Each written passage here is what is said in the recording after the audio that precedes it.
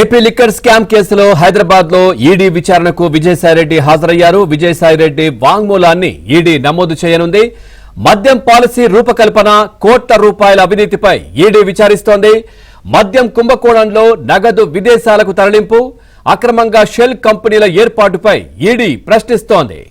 ఇక రేపు ఇదే కేసులో ఎంపీ మిథున్ రెడ్డిని ఈడీ ప్రశ్నించనుంది.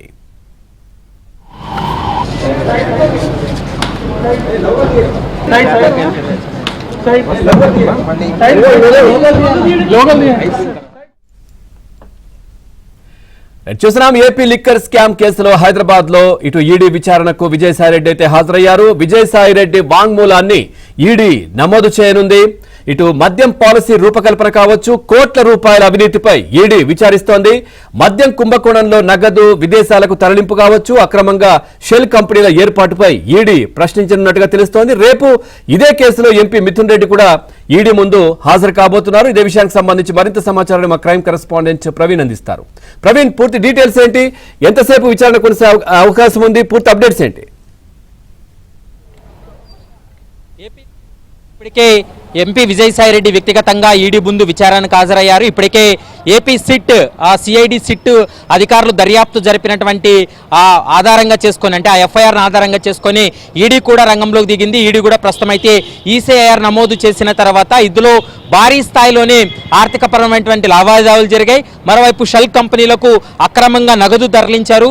మరోవైపు మద్యం రూపకల్పన అంతా కూడా హైదరాబాద్ కేంద్రంగా నడిచింది.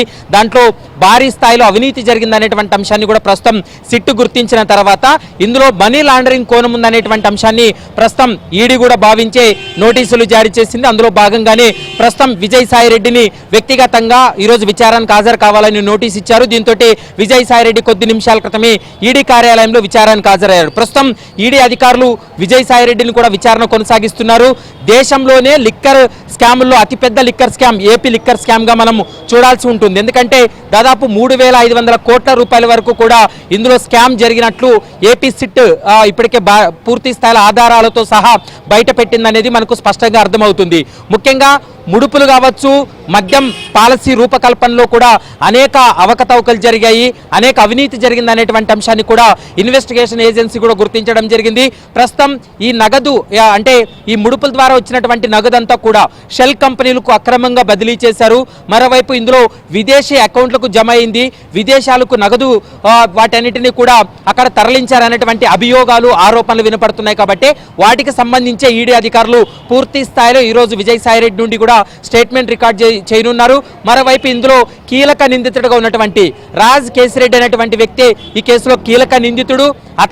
అతనితో పాటు మరికొంతమంది ఈ కేసులో దాదాపు 50 మందిని ఈ కేసులో ఇన్వాల్వ్ చేయడం జరిగింది. 50 మందిని ఈ కేసులో నిందితులుగా చేరుస్తూ ఏపీ సిట్ అధికారులు కూడా ఒక కీలక నిర్ణయం తీసుకోవడం జరిగింది. ఇప్పటికే పలువురిని అరెస్ట్ చేసి జ్యుడిషియల్ రిమాండ్కు తరలించారు. ప్రస్తుతం విజయసాయిరెడ్డి సిట్ విచారణ తర్వాత ఈరోజు ఈడీ విచారణ కూడా రావడం జరిగింది. ఈడీ విచారణలో ఎలాంటి అంశాలు బయట పెడతాడు? ఎందుకంటే గతంలోనే సిట్ అధికారుల ముందు ఒక కీలకమైనటువంటి అంశాన్ని స్టేట్మెంట్ ఇవ్వడం జరిగింది.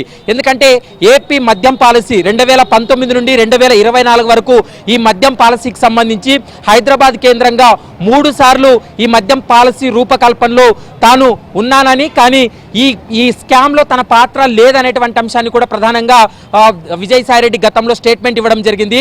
ముఖ్యంగా షెల్ కంపెనీలకు భారీ స్థాయిలోనే ఈ నగదు కూడా తరలించారు.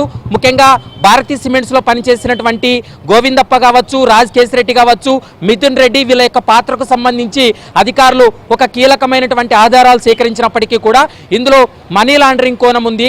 ఇందులో భారీ స్థాయిలో దాదాపు 3,500 కోట్ల రూపాయలు స్కామ్. అంటే దేశంలోనే లిక్కర్ స్కామ్లో ఏపీ లిక్కర్ స్కామ్ అతిపెద్ద స్కామ్ అనేది కూడా మనం భావించాల్సి ఉంటుంది.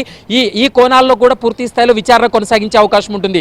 మరొక కీలకమైనటువంటి అంశం ఏంటంటే ఎక్కడా కూడా ఏపీలో 2019 నుంచి 24 వరకు లిక్కర్ అమ్మినటువంటి సమయంలో డిజిటల్ పేమెంట్లు లేకుండా కేవలం నగదు రూపంలోనే డబ్బులు వసూలు చేశారు.